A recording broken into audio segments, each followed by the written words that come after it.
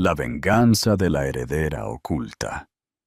Atención, si te gustan las historias con giros inesperados, dale me gusta a este video y suscríbete al canal para no perderte nada. ¿Qué harías si la persona que amas te traicionara de la peor manera, justo cuando más la necesitas? El sonido de la puerta principal, cerrándose de golpe, fue como un disparo en la noche lluviosa. Cada gota que caía sobre el frío asfalto era un eco minúsculo de sus últimas palabras. «Un bebé ahora. Estás intentando atraparme, Celeste. Estoy destinado a más que esto, a más que tú». Él había escupido las palabras con un veneno que la heló más que el viento de noviembre que se colaba por su fina Rebeca. De pie en el escalón agrietado de su pequeño apartamento en el barrio de Valencia, con nada más que un bolso gastado y el secreto devastador de su embarazo, ella observó cómo las luces traseras de su coche desaparecían en la noche oscura y resbaladiza por la lluvia. Él pensó que estaba dejando atrás a una camarera pobre e indefensa. No tenía ni idea de que estaba abandonando a una heredera. Y en ese momento, mientras el frío se colaba hasta sus huesos, la mujer desconsolada comenzó a desvanecerse, reemplazada por la mente calculadora de Celeste Durán. Él quería más. Él estaba a punto de perderlo todo. La vida para Celeste había sido una elección deliberada, un experimento de normalidad, una rebelión contra la jaula de oro en la que había nacido. El nombre Durán llevaba el peso del dinero antiguo, de propiedades extensas y de conversaciones susurradas en salas de juntas que decidían el destino de las corporaciones. Pero Celeste no quería nada de eso. Ella quería ser amada por sí misma, no por el fondo fiduciario que llevaba su nombre. Así que se fue. Cambió su apellido por uno sencillo, Pastor, y se mudó a un pequeño apartamento en la zona industrial de Valencia. Encontró trabajo sirviendo mesas en el Rincón del Sabor, un lugar acogedor con sillas desiguales y olor a café recién hecho. Fue allí donde conoció a Miguel Pastor. Él era encantador, con una sonrisa fácil y ojos que albergaban un universo de ambición. Era un jefe de proyectos junior en una firma inmobiliaria de nivel medio y hablaba de planos y rascacielos como un poeta habla del amor. Él quedó cautivado por su tranquila gracia, su amabilidad genuina, y asumió que ella tenía un pasado simple y sin complicaciones. Para él, ella era un lienzo en blanco sobre el que podría pintar su futuro. Su noviazgo fue un torbellino de sueños compartidos, susurrados mientras tomaban café barato y daban largos paseos por parques que no podían permitirse vivir cerca. Él hablaba de cerrar grandes negocios y de un día ver su nombre en un edificio. Ella hablaba de un hogar lleno de risas, un pequeño jardín y la simple alegría de una vida construida juntos. Se casaron en el ayuntamiento de la ciudad 6 meses después. Su familia, o lo que quedaba de ella, su abuelo severo y poderoso, Guillermo Durán, no fue informado. Esta vida era suya, construida bajo sus propios términos. El primer año fue una lucha, pero una lucha feliz. Juntaron sus escasos ahorros, celebrando pequeñas victorias como arreglar su coche de segunda mano o poder permitirse una noche en el cine. Celeste era una maestra en estirar el dinero, convirtiendo su apartamento abarrotado en un hogar cálido y acogedor. Ella apoyaba la ambición de Miguel, transcribiendo sus informes hasta altas horas de la noche y escuchándolo pacientemente mientras ensayaba sus presentaciones. Ella creía en él con una pureza inquebrantable que él, en el fondo de su corazón, sabía que no merecía. El primer resquebrajamiento en su fachada apareció en la forma de Bárbara Santos. Bárbara era la hija de un socio senior de la firma de Miguel. Ella era todo lo que Celeste no era. Ruidosa, vestida impecablemente con ropa de diseñador, rebosante de una arrogancia casual que provenía de toda una vida de privilegios. Miguel empezó a mencionar su nombre cada vez más a menudo. Bárbara cree que debería presentar el proyecto del río directamente a su padre. Bárbara me invitó a tomar algo con unos desarrolladores influyentes. Celeste sintió que un nudo de inquietud se le apretaba en el estómago. Notó que Miguel se volvía más crítico con su vida. El apartamento que una vez llamó acogedor ahora era un tugurio. Sus comidas cuidadosamente presupuestadas eran aburridas. Comenzó a quedarse fuera hasta tarde por eventos de networking, volviendo a casa con olor a perfume caro y whisky de Malta. Estaba cambiando, transformándose en un hombre que no reconocía, un hombre que la miraba no con amor, sino con una ligera y despectiva lástima. Entonces aparecieron las 2 líneas azules en un palito de plástico. La primera sensación de Celeste fue una alegría pura y sin adulterar. Un bebé, un pequeño pedazo de ellos, un símbolo de su amor, que haría que su pequeño hogar se sintiera como un palacio. Imaginó contárselo a Miguel. Se visualizó su rostro iluminándose mientras ambos planeaban y soñaban con esta nueva vida. Esperó a que él llegara a casa, con el corazón latiendo de nerviosa emoción. Una cena especial, que apenas podía permitirse, hervía a fuego lento en la estufa. Él entró tarde, con la corbata aflojada y una mirada de triunfo agitado en su rostro. Ni siquiera notó el aroma de su asado favorito. «No vas a creer el día que tuve», comenzó, arrojando su maletín sobre una silla. Bárbara me presentó al mismísimo Roberto Figueroa.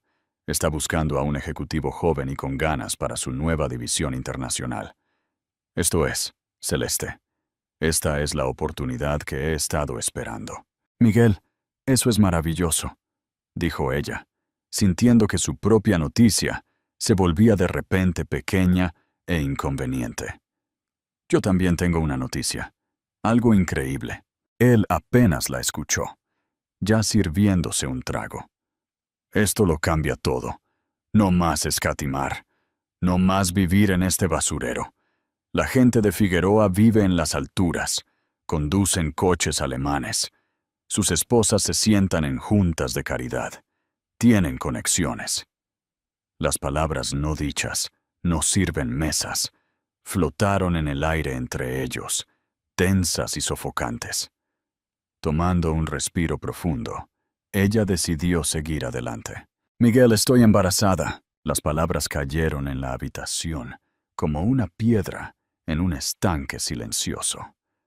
La energía ambiciosa se drenó de su rostro, reemplazada por una mirada de horror puro y sin adulterar. Él la miró fijamente, luego a su vientre, como si ella acabara de confesar un crimen terrible. «Embarazada», susurró la palabra con asco.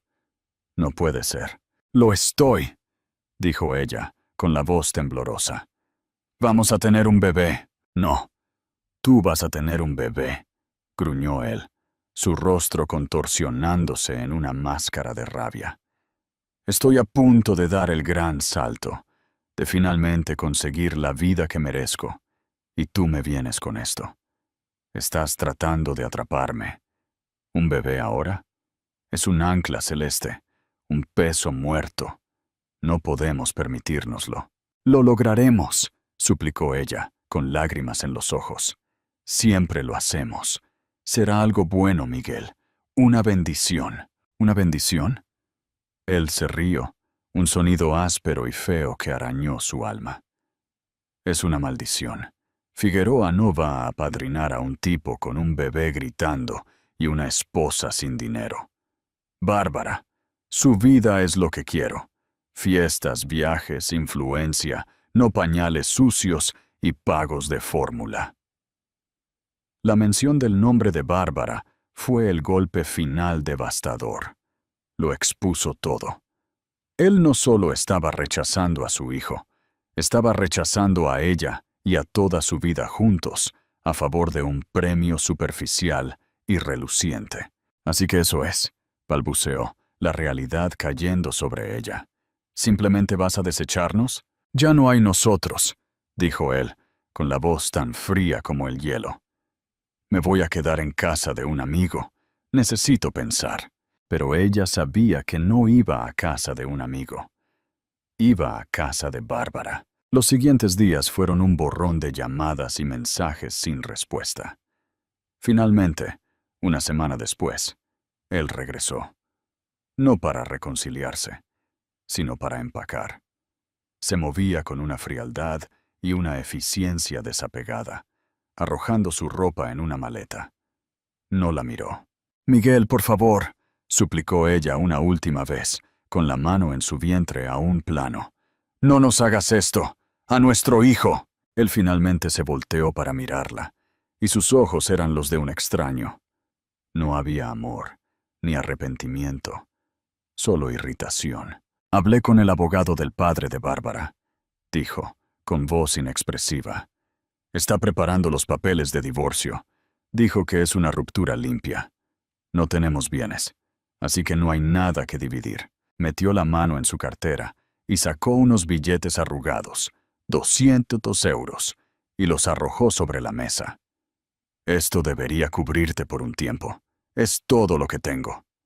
Fue el insulto supremo, la última y cruel desestimación de su vida juntos.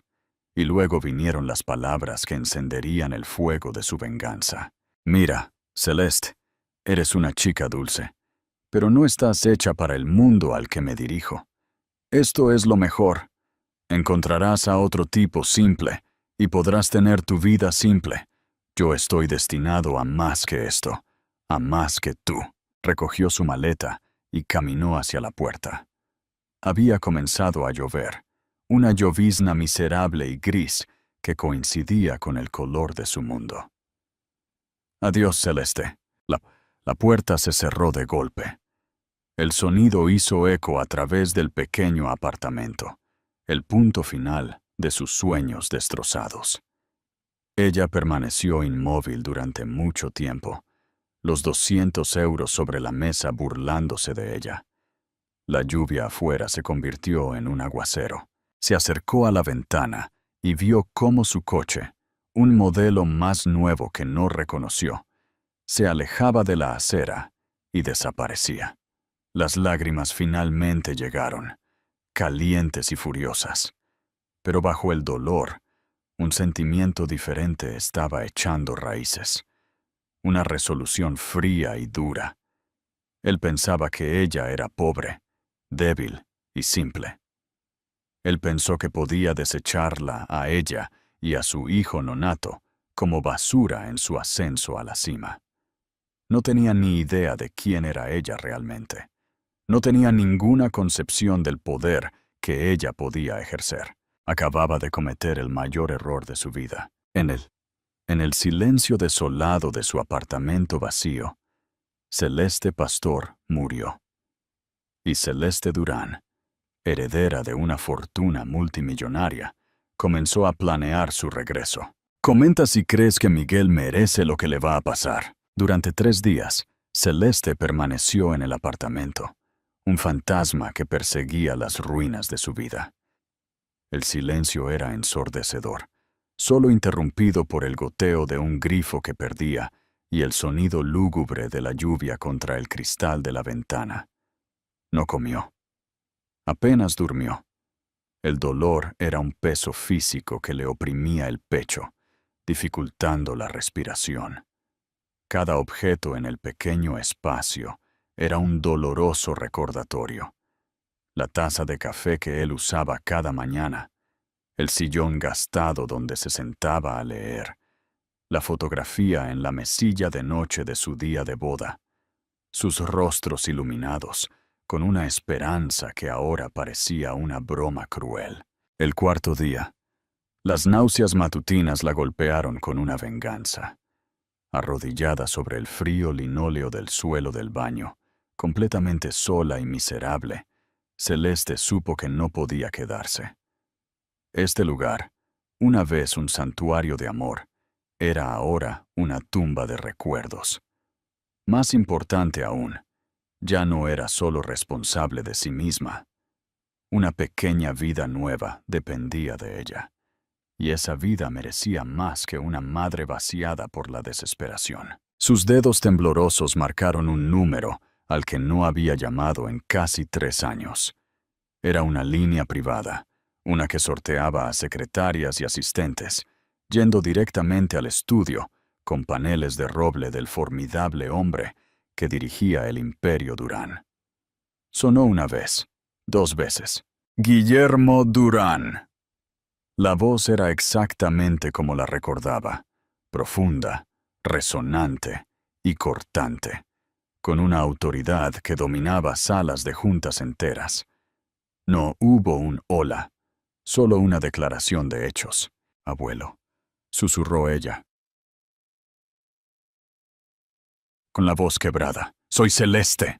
Hubo una pausa al otro lado de la línea, un silencio tan profundo que pudo oír el débil tic-tac de un reloj de pie en el fondo. Cuando él habló de nuevo, la agudeza en su tono se suavizó por una pizca de algo que no había escuchado en años. Preocupación. Celeste, ¿dónde estás? La simple pregunta la rompió. La presa de su compostura se rompió y ella comenzó a sollozar. Palabras incoherentes saliendo a trompicones entre jadeos. Miguel, el divorcio, el bebé. Ser echada. Le contó todo, la historia humillante y desgarradora. Él escuchó sin interrupción.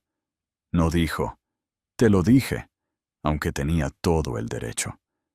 Le había advertido que el mundo fuera de su atmósfera enrarecida a menudo era cruel, que un hombre podría ser tentado por su espíritu, pero que finalmente sería incapaz de resistir el canto de sirena de su fortuna si la conociera.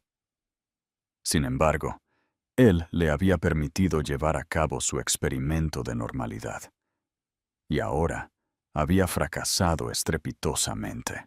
Cuando finalmente se quedó en silencio, con la respiración entrecortada, él habló con una resolución tranquila y firme. Jonathan estará allí en 3 horas. Tendrá un coche esperándote. Empaca lo que necesites.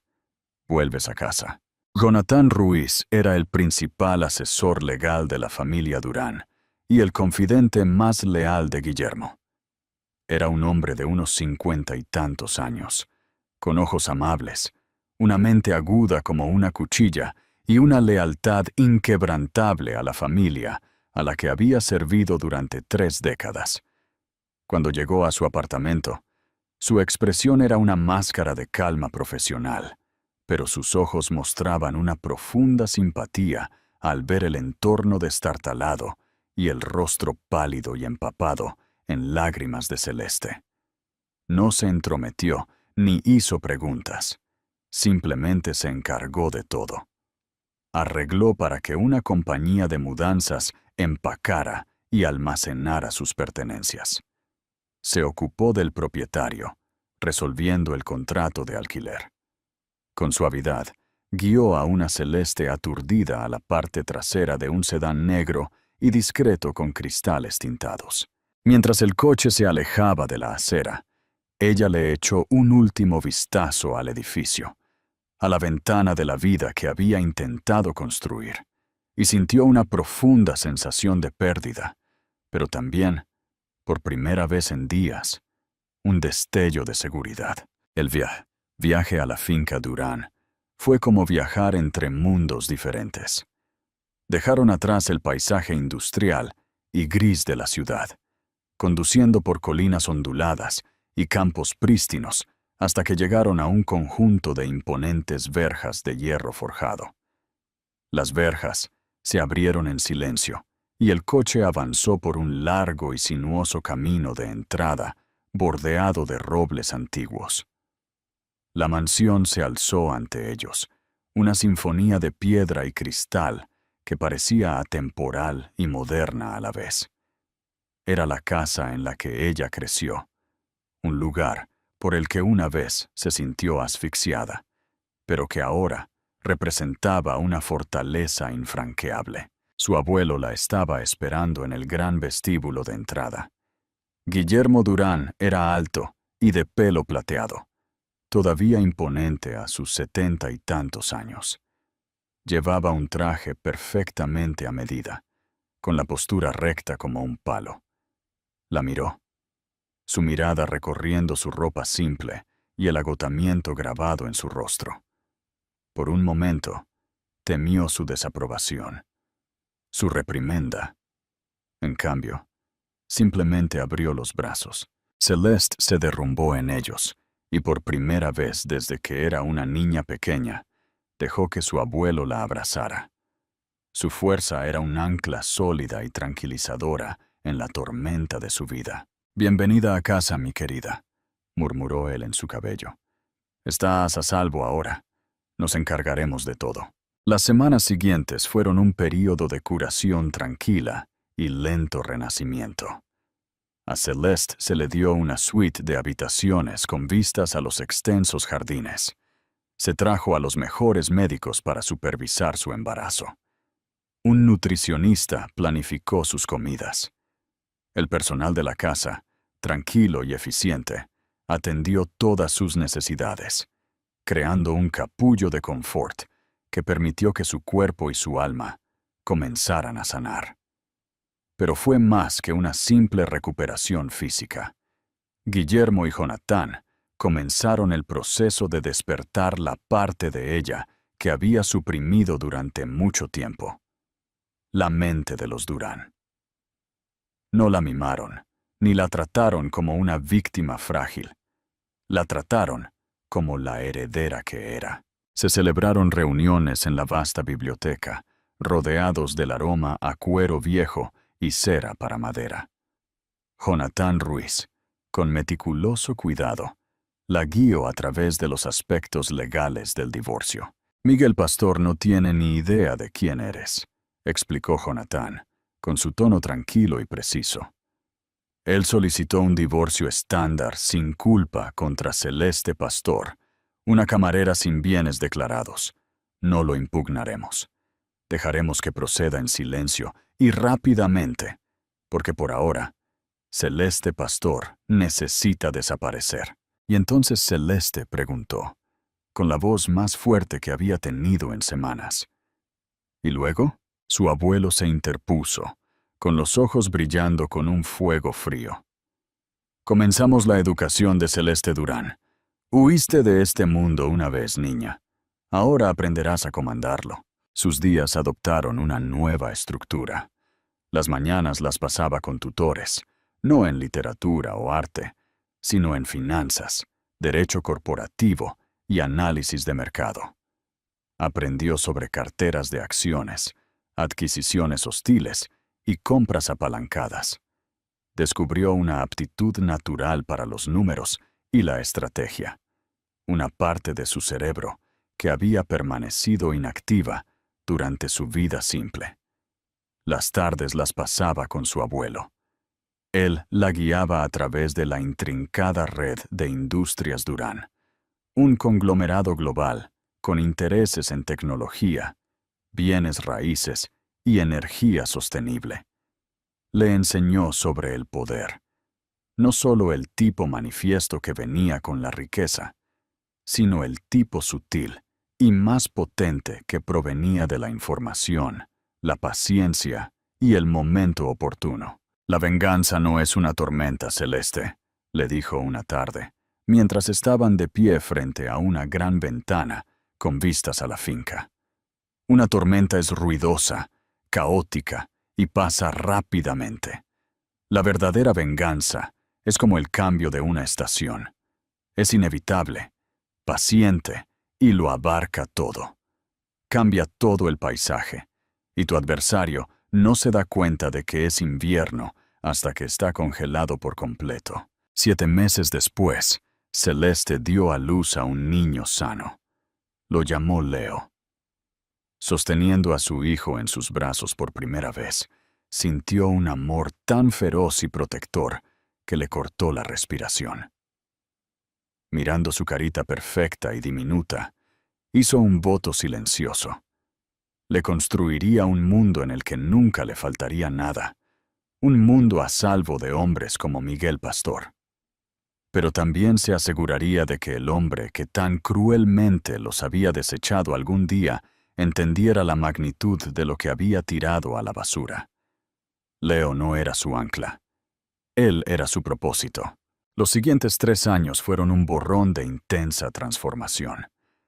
Mientras las niñeras y el personal ayudaban a cuidar a Leo, permitiendo a Celeste concentrarse, ella era una madre profundamente involucrada y amorosa. Sus tardes y fines de semana estaban reservados exclusivamente para él, pero sus días estaban dedicados a su nuevo rol. Ya no era la alumna de su abuelo, era su protegida, su mano derecha. Se despojó de los últimos vestigios de la camarera tímida.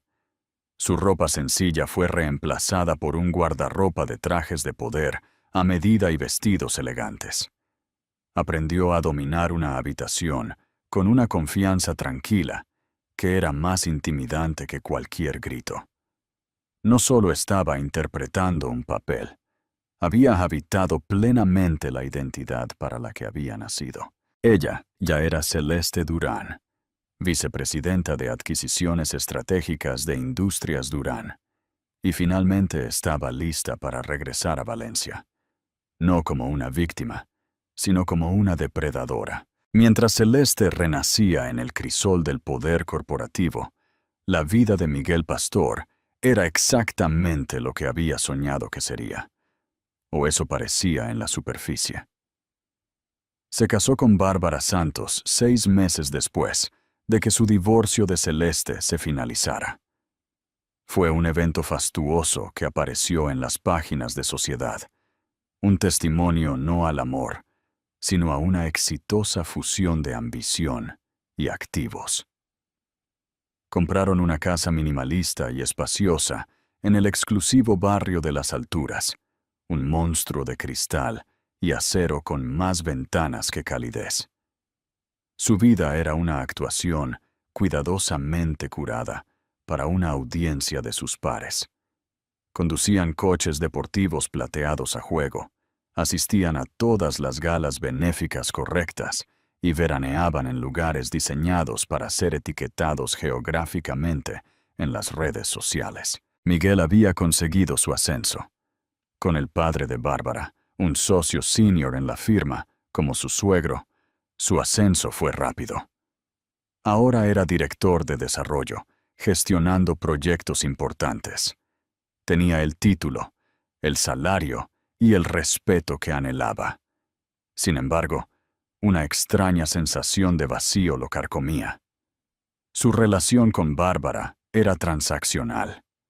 Sus conversaciones giraban en torno a los precios de las acciones, los compromisos sociales y qué pareja rival estaban superando.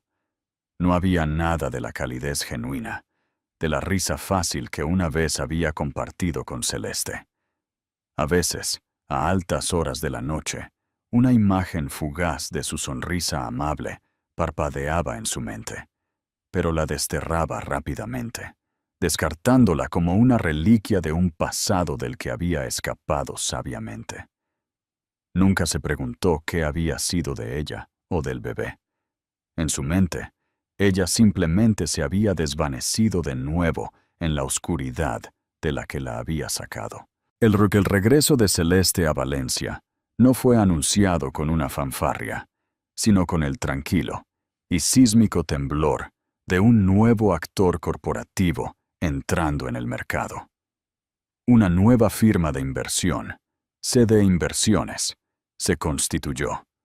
El nombre era deliberadamente anónimo, las iniciales, CD, un guiño privado a su identidad.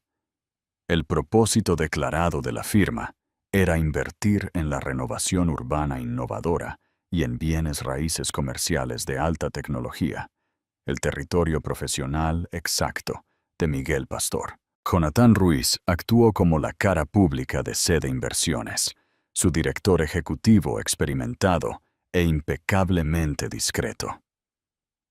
Celeste permaneció enteramente en las sombras, la misteriosa y oculta presidenta de la firma. Desde una elegante oficina de última generación, en el último piso del rascacielos más nuevo de la ciudad, un edificio que ahora era propiedad de su propia compañía, ella comenzó a trazar meticulosamente el mundo de Miguel. Hizo que su equipo de investigación compilara un expediente completo sobre él, su trayectoria profesional, sus proyectos actuales, sus fortalezas profesionales y, lo que es más importante, sus debilidades. Ella conocía a Miguel mejor que nadie. Sabía de su desesperada necesidad de aprobación de hombres poderosos. Sabía que su ego era tanto masivo como frágil, y sabía su defecto fatal. Era un jugador que siempre sobreestimaba su propia inteligencia. No era un verdadero visionario. Era un vendedor que era bueno empaquetando las ideas de otras personas. El primer movimiento fue sutil. La firma de Miguel, Scott & Sterling Realty, era la favorita para el codiciado proyecto de desarrollo Punto del Titán, una empresa masiva para reurbanizar un frente marítimo industrial abandonado en un complejo de lujo de condominios, tiendas y oficinas. Era el proyecto que haría la carrera de Miguel, consolidando su estatus como un jugador importante en la ciudad. Justo cuando Scott & Sterling se preparaban para su oferta final, Sede Inversiones hizo una asombrosa oferta no solicitada al ayuntamiento. Su propuesta era más audaz, mejor financiada y tecnológicamente superior. Incluía planes para una red de energía verde, tecnología de ciudad inteligente integrada e instalaciones de arte público. Hizo que la oferta de Scott & Sterling pareciera provincial y anticuada. El ayuntamiento se quedó boquiabierto. Sede Inversiones aparentemente salió de la nada. Sin embargo, tenía el respaldo financiero y la visión para dejar fuera de combate a la competencia establecida. El proyecto de Punto del Titán les fue adjudicado de manera inequívoca. Las consecuencias en Scott & Sterling fueron inmediatas. El suegro de Miguel estaba furioso. El propio Miguel estaba humillado. Él había supervisado personalmente la oferta, asegurando a todos que era una victoria garantizada. En una cena tensa con Bárbara y sus padres, fue abiertamente reprendido. ¿Quién diablos es esta gente de Sede Inversiones?, se enfureció el padre de Bárbara. Salieron de la nada y te hicieron parecer un aficionado, Miguel. Es un revés, eso es todo, dijo Miguel, tratando de proyectar una confianza que no sentía. Tuvieron suerte. Descubriré quiénes son. Los venceré en el próximo. Esto era exactamente lo que Celeste había anticipado. No solo había tomado el proyecto, había herido su orgullo. Un hombre herido y orgulloso comete errores. Unas semanas más tarde, Jonathan Ruiz, como director ejecutivo de Sede Inversiones, anunció una segunda fase del proyecto Punto del Titán, la construcción de una emblemática sede corporativa de 50 pisos, la Torre Durán. Para fomentar las asociaciones locales, Sede Inversiones subcontrataría la gestión de esta construcción específica a una firma local de buena reputación. Era una trampa cebada con el señuelo más irresistible imaginable, una oportunidad para que Miguel consiguiera una parte del mismo proyecto que había perdido. Era una oportunidad para que él salvara la cara, para demostrarle a su suegro que podía jugar en las grandes ligas. Como era de esperar, Miguel se esforzó, usando cada gramo de su influencia y las conexiones de su suegro para conseguir una reunión con Jonathan Ruiz. Celeste observó la transmisión de video desde una cámara oculta en la sala de juntas, con el rostro impasible. Vio a Miguel, un poco más pesado ahora, con la sonrisa un poco más forzada, entrar en la habitación y estrechar la mano de Jonathan. Era un adulador, prodigando elogios a la visión de CD Inversiones, desesperado por ser parte de ella. Jonathan desempeñó su papel a la perfección. Fue cortés pero distante, dejando que Miguel hablara la mayor parte del tiempo. Dejó claro que CD Inversiones buscaba un socio que fuera agresivo, con visión de futuro y dispuesto a asumir riesgos calculados. Miguel, ansioso por impresionar, se jactó de sus éxitos pasados y prometió entregar el proyecto por debajo del presupuesto y antes de lo previsto. Prácticamente estaba suplicando. Al final de la reunión, Jonathan se reclinó. Consideraremos la propuesta de su firma, señor Pastor. Sin embargo, nuestra junta directiva requiere un compromiso personal significativo por parte de nuestros socios. Una señal de buena fe. Esperaríamos que la firma gestora tomara una participación accionaria sustancial en la fase de construcción de la torre. Esto asegura que todas las partes estén totalmente invertidas en el éxito del proyecto. Era una solicitud inusual, pero no inédita. También era el núcleo de la trampa de Celeste. Miguel lo vio como su oportunidad. Al invertir personalmente, le mostraría a CD Inversiones que tenía mucho en juego, y el potencial retorno de la inversión era astronómico. Volvió con Bárbara, con los ojos brillando de ambición. «Esto es», le dijo. «Así es como volvemos a la cima. Vamos a invertir en esta torre. Todo. Apalancaremos nuestra casa. Usaremos tu cartera. La recompensa será legendaria». Bárbara, cegada por la misma codicia, aceptó sin dudar. Liquidaron sus bienes, pidieron una segunda hipoteca y vertieron hasta el último céntimo que tenían, y algunos que pidieron prestados, para asegurar la asociación para la construcción de la Torre Durán. El contrato fue firmado. Miguel Pastor ahora estaba personal y financieramente atado al proyecto de Celeste. La primera fase de su plan estaba completa. Las piezas del ajedrez estaban listas. Ahora ella comenzaría a apretar lenta y metódicamente. Su reingreso social fue planeado con la misma precisión estratégica. Eligió el baile benéfico anual de Valencia, el pináculo del calendario social de la ciudad, como su debut. Era el único evento que Miguel y Bárbara nunca se perderían. Celeste llegó tarde, haciendo una entrada deliberada. Llevaba un vestido de seda verde esmeralda, hecho a medida que brillaba bajo los candelabros de cristal.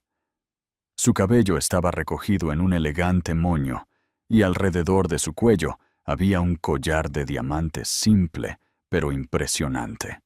La estrella Durán. Ya no era la chica suave y modesta que había servido mesas. Era una visión de poder, riqueza y gracia inalcanzable.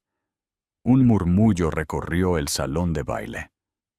«¿Quién es esa?», susurraba la gente. Ella no caminaba, se deslizaba, con Jonathan Ruiz a su lado, abriendo el mar de la élite de Valencia. Miguel y Bárbara estaban de pie junto a la fuente de champán, socializando. Miguel estaba en medio de una risa, con una mirada de satisfacción petulante en su rostro, cuando la vio. Se congeló. Su copa se le resbaló de los dedos, haciéndose añicos en el suelo de mármol. No fue un reconocimiento repentino. Fue un amanecer lento y horrible. Vio un rostro que le resultaba dolorosamente familiar, pero completamente transformado. La misma curva suave de su mandíbula, los mismos ojos castaños profundos, pero ahora albergaban una confianza helada que nunca había visto. El nombre Celeste se formó en su mente, pero su cerebro se negó a conectar a esta diosa de la industria con la esposa pobre y patética que había desechado bajo la lluvia. Era imposible. Bárbara notó su distracción. «Miguel, ¿qué pasa? Pareces haber visto un fantasma». Celeste eligió ese momento exacto para girar la cabeza, sus ojos encontrándose con los de Miguel a través de la concurrida habitación. No sonrió, no frunció el ceño, simplemente mantuvo su mirada, su expresión perfecta e ilegible, y en esa mirada escalofriantemente neutra, él supo que era ella. La sangre se le heló. Toda la base de su mundo se inclinó violentamente sobre su eje. Celeste, aquí, luciendo así, no tenía sentido. Su pasado estaba chocando con su presente de una manera que nunca podría haber imaginado. Sintió un miedo primario que le destrozó las entrañas. Esto no era una coincidencia. Ella era el fantasma en su festín, y él supo con una certeza aterradora que había venido por él. ¿Qué creen que le hará Celeste a Miguel ahora que lo tiene justo donde quería? Las semanas siguientes al baile benéfico fueron una clase magistral de guerra psicológica. Celeste nunca se acercó a Miguel directamente. No lo necesitaba. Su presencia por sí sola era una presión constante e inquietante. Estaba en todas partes y en ninguna al mismo tiempo. Su nombre, Celeste Durán, estaba de repente en boca de todos, susurrado con asombro en los clubes exclusivos y en los almuerzos de alto poder que formaban el campo de batalla de la élite de Valencia. Era la misteriosa y brillante presidenta de CD Inversiones, la nueva reina del sector inmobiliario de la ciudad. Miguel estaba en un estado de pánico apenas controlado. Intentó explicar la situación imposible a Bárbara, pero las palabras salieron como un balbuceo frenético y sin sentido. «Es mi ex esposa, la camarera», insistió una noche, caminando por su fría y blanca sala de estar, como un animal enjaulado. Bárbara se burló, examinando sus uñas recién manicuradas. «Miguel, no seas ridículo. Tu ex esposa era una cosita ratonil llamada Celeste Pastor. Esta es Celeste Durán, de los Durán de Industrias Durán. Simplemente estás estresado por el proyecto de la torre. Quizás deberías ver a alguien». Su incapacidad para hacerla creerlo lo aisló aún más. Estaba atrapado en una pesadilla que solo él podía ver. Captaba destellos de Celeste en eventos de la industria, un breve y escalofriante contacto visual a través de una sala de juntas, el olor de su sutil y caro perfume cuando pasaba a su lado en un pasillo. Cada encuentro era una pequeña y aguda puñalada de terror. Ella era una encarnación viva del secreto que había enterrado, ahora de vuelta como un espectro de inmenso poder. Mientras tanto, la construcción de la Torre Durán comenzó. En la superficie, todo estaba procediendo a la perfección. Miguel se lanzó al proyecto, trabajando febrilmente, esperando que un éxito masivo de alguna manera aplacara al fantasma que no podía sacudirse. Mantuvo reuniones, aprobó esquemas y dio presentaciones seguras a Jonathan Ruiz. Todo mientras la presencia invisible de Celeste se cernía sobre él. Fue entonces cuando ella comenzó a apretar los tornillos. El primer problema fue un envío de acero estructural especializado de un proveedor alemán, un proveedor que CD Inversiones había recomendado. El envío se retrasó semanas debido a un repentino problema de aduanas. Las frenéticas llamadas de Miguel al proveedor se encontraron con una burocracia educada pero inútil. El retraso hizo que todo el proyecto se retrasara, y las cláusulas de penalización en su contrato eran draconianas. Cada día de retraso le costaba a Miguel y a Bárbara una fortuna. Luego vinieron los informes de estudios geológicos. Un consultor independiente de CD Inversiones descubrió una inestabilidad del suelo imprevista en una pequeña sección del sitio de construcción, justo donde se iba a verter un pilar de cimentación crítico. Los estudios originales, que Miguel había aprobado, no habían mostrado problemas. Ahora se requería un trabajo de refuerzo importante, que consumía mucho tiempo y era increíblemente caro. El presupuesto de Miguel, ya ajustado, comenzó a desangrarse. Confrontó a Jonathan Ruiz, con la voz tensa de acusación. Estos problemas están saliendo de la nada. El proveedor de acero en el que usted insistió, los informes del suelo, se siente como un sabotaje. Jonathan lo miró por encima de las gafas, su expresión de leve decepción. Señor Pastor, ¿está sugiriendo que Seda Inversiones sabotearía su propio proyecto insignia? Somos una corporación multimillonaria. Esta torre es una cuestión de legado para nosotros. Quizás el problema no sea el sabotaje, sino la falta de supervisión suficiente por su parte. La debida diligencia es, después de todo, su responsabilidad. La amenaza velada era clara. Cualquier intento de culpar a Seda Inversiones se enmarcaría como su propia incompetencia. Estaba atrapado. En casa, la atmósfera se volvió tóxica. A medida que su situación financiera empeoraba, el apoyo de Bárbara se agriaba y se convertía en una crítica implacable. ¿Qué quieres decir con que el presupuesto se ha sobrepasado en un 30%? Chilló ella, agitando un extracto bancario en su cara. Esa era mi herencia. Me prometiste que esto era seguro. Bárbara, es solo temporal, insistió él. Una vez que superemos estos obstáculos iniciales, todo estará bien. Pero no estaba bien. Un periodista de investigación local, alertado por una fuente anónima del equipo de Celeste, comenzó a publicar una serie de artículos sobre posibles atajos de seguridad y violaciones ambientales en el sitio de construcción de la Torre Durán. Las acusaciones eran infundadas, pero las alegaciones astutamente redactadas y las preguntas capciosas fueron suficientes para desencadenar una investigación a gran escala por parte de la Comisión de Seguridad de la ciudad. El trabajo en la torre se detuvo oficialmente. La sangría financiera se convirtió en un torrente. Los intereses de sus préstamos se acumulaban. Los acreedores comenzaron a llamar.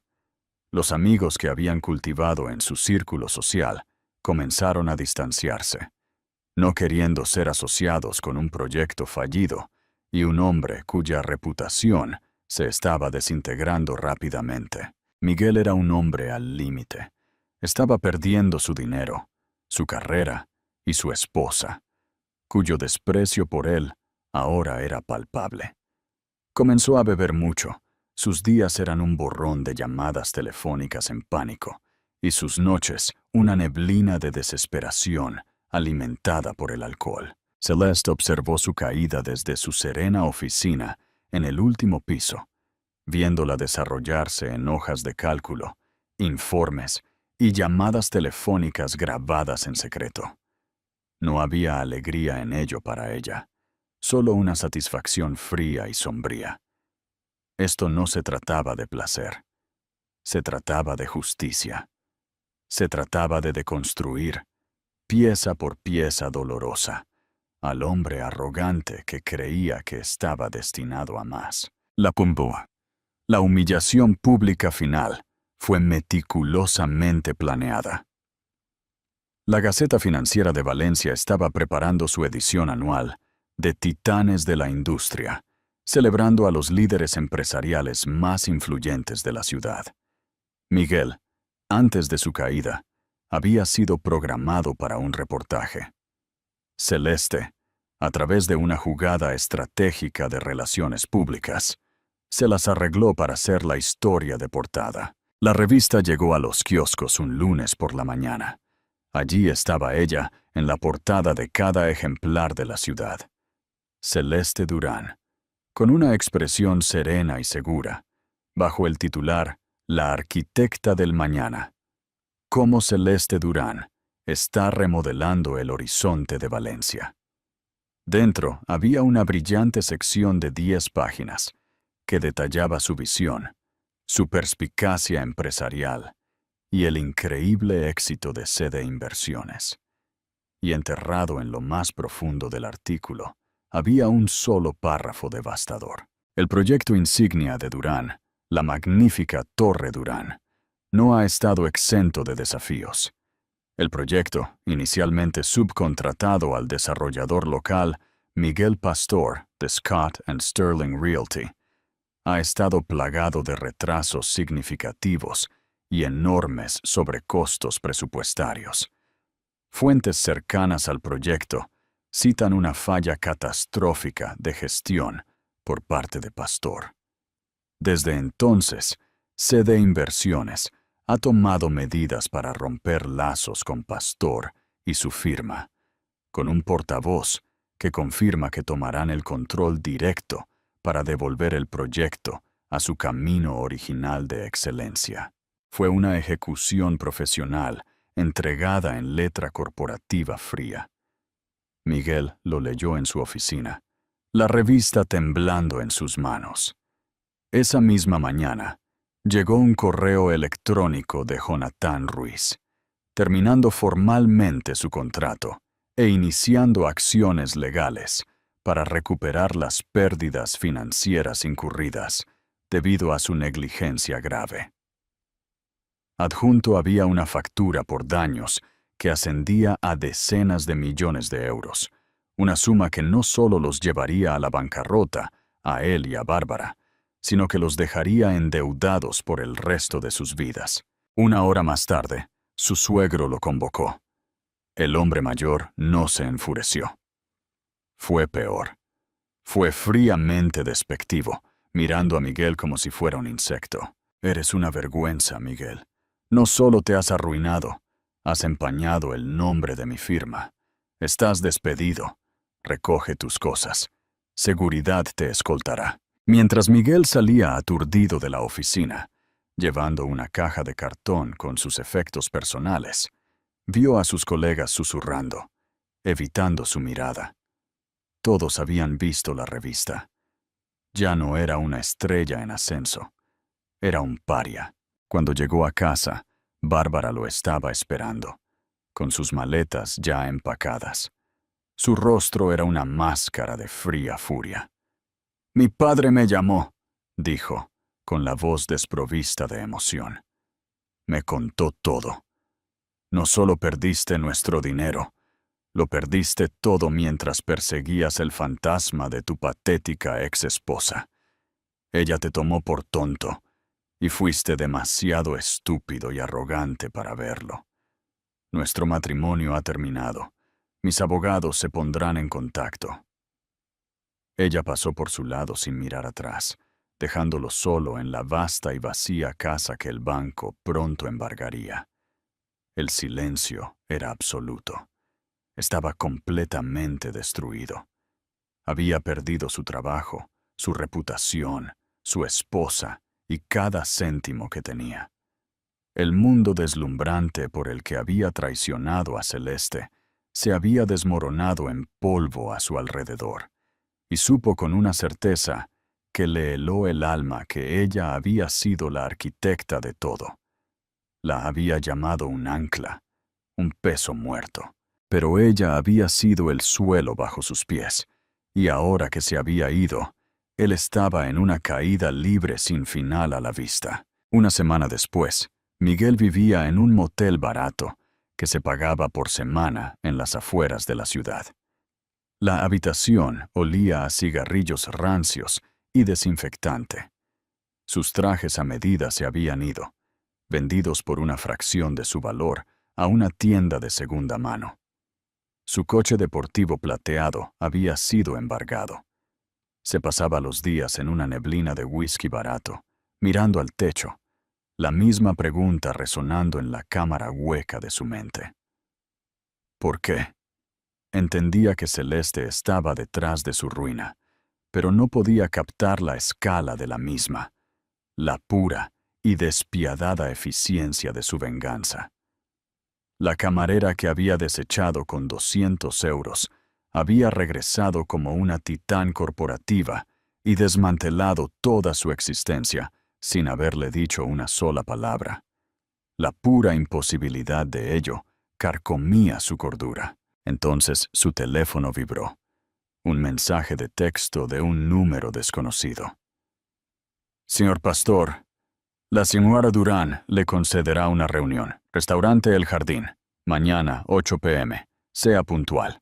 El Jardín era el restaurante más exclusivo y caro de Valencia. Un lugar al que había llevado a Bárbara para celebrar su ascenso. Un lugar donde una sola comida costaba más que un mes de alquiler en ese motel. La invitación era otra crueldad calculada, un recordatorio del mundo que había perdido. Pero sabía que tenía que ir. Necesitaba respuestas. Necesitaba enfrentarse a ella. Gastó sus últimos euros en una camisa y pantalones recién lavados. Cuando llegó al restaurante, el maître que una vez lo había saludado por su nombre, lo miró con desdén. «Tengo una reserva», murmuró Miguel, sintiendo las miradas de los otros clientes sobre él. «¿A nombre de Durán?» El nombre era mágico. La expresión del maître cambió al instante. «Claro, señor. Por aquí». Fue conducido a una mesa de esquina aislada, con una vista panorámica de las luces de la ciudad. El mismo horizonte que Celeste ahora estaba remodelando. Y allí estaba ella. Se veía más hermosa que nunca. Llevaba un vestido negro simple y elegante. No había joyas ostentosas, solo la confianza tranquila e inquebrantable de una persona que domina por completo su mundo. No se levantó cuando él se acercó. Simplemente lo observó, sus ojos castaños sin revelar nada. Él se sentó, sus manos temblando ligeramente. Un camarero apareció al instante para llenar su vaso de agua. «Celeste», comenzó, con la voz ronca. «No entiendo». «¿De verdad que no?», respondió ella, con la voz tranquila y uniforme. Era la primera vez que le hablaba en más de 4 años, y el sonido de la misma, tan desprovisto de la calidez que él recordaba, fue como una astilla de hielo en sus entrañas. «Creo que sí. Simplemente no quieres aceptarlo». Ella hizo un gesto al camarero. «¿Le gustaría algo de beber, Miguel? Me imagino que ya no puedes permitirte su whisky escocés». La crueldad casual de sus palabras hirió más que cualquier grito. «¿Por qué estás haciendo esto?», suplicó él. «¿Para arruinarme? ¿Todo fue para esto? ¿Para verme así? ¿Arruinarte?». Ella soltó una pequeña risa sin humor. «Miguel, estabas arruinado mucho antes de que yo regresara. Eras un hombre vacío, persiguiendo un sueño vacío. Yo no te arruiné. Simplemente sostuve un espejo y te obligué a mirar tu propio reflejo». Ella se inclinó ligeramente hacia adelante, su mirada intensificándose. «Me echaste a la calle, embarazada. Me tiraste 200 euros como si fuera un pedazo de basura que pagabas para que se llevaran. Me dijiste que yo era un ancla, un peso que te frenaba de tu gran destino. Abandonaste a tu propio hijo sin pensarlo 2 veces». Yo no sabía», tartamudeó él. «No sabía lo de tu familia, lo del dinero». «Y ese es tu mayor fracaso», dijo ella, con la voz bajando a un susurro, pero cada palabra llevaba la fuerza de un golpe de martillo. «Pensaste que mi valor estaba ligado a mi cuenta bancaria. Asumiste que, porque era camarera, porque vivía en un pequeño apartamento y presupuestaba la compra, no valía nada. Viste mi amor, mi apoyo, mi creencia en ti como algo sin valor. Viste a nuestro hijo nonato como nada más que una carga financiera». Ella metió la mano en su bolso y sacó un smartphone elegante y moderno. Deslizó la pantalla y lo colocó sobre la mesa, girándolo para que él lo viera. En la pantalla había una fotografía, un hermoso niño de unos 4 años, con los ojos cálidos de Celeste y una sonrisa que le iluminaba toda la cara. Estaba sentado sobre los hombros de un hombre apuesto y de pelo plateado, Guillermo Durán, en un jardín bañado por el sol, riendo con una alegría pura y sin complicaciones. «Su nombre es Leo», dijo Celeste, su voz suavizándose por primera vez, llena de un feroz orgullo materno. «Es brillante, divertido y amable. Le encanta construir cosas con sus bloques. Cree que puede hablar con los perros. Es la mayor alegría de mi vida. Él es tu hijo». Miguel se quedó mirando la foto, con la respiración entrecortada en la garganta. Un hijo, un niño feliz y próspero, que no tenía ni idea de que él existía. La imagen de ese niño riendo fue un golpe físico más doloroso que la pérdida de su carrera, su dinero o su esposa. Era la prueba innegable y abrumadora de lo que realmente había tirado por la borda. No era solo una heredera y su fortuna, era una familia, era una vida. «Él lo es todo», continuó Celeste, su voz recuperando su dureza. «Y tú no eres nada para él. Hice todo esto por él, para crearle un mundo que nunca pudieras tocar, para asegurarme de que hombres con almas tan arruinadas como la tuya nunca pudieran hacerle daño. Esto no se trataba solo de venganza, Miguel. Se trataba de construir una fortaleza. Tu destrucción fue simplemente la cantera de la que saqué la piedra». Las lágrimas corrieron por el rostro de Miguel. El peso aplastante de sus elecciones finalmente se posó sobre él. Lo vio todo. Su codicia, su crueldad, su monumental estupidez. «Celeste, lo siento», sollozó, las palabras patéticas e inútiles. «Por favor, déjame verlo, déjame intentar ser un padre». Celeste lentamente retiró el teléfono, la imagen de su hijo desapareciendo. Su rostro era una máscara de fría finalidad. «No», dijo.